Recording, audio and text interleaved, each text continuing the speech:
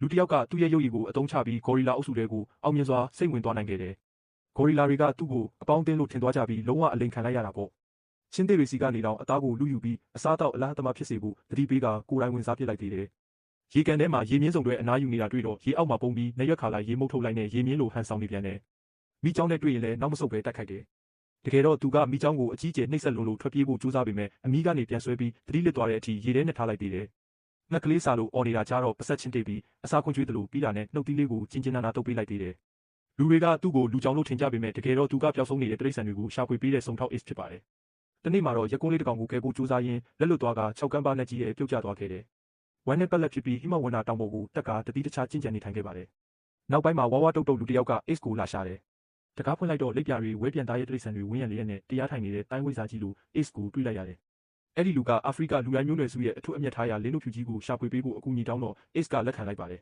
။သူထွက်သွားမယ်ဆိုတာကြားလိုက်တာနဲ့ဘုန်းကြီးတွေကပျော်လွန်းလို့ပွဲတောင်ကျင်းပကြတယ်။ Ace ရဲ့နှိပ်စက်မှုတွေအောက်ကလွတ်မြောက်သွားကြပြီကို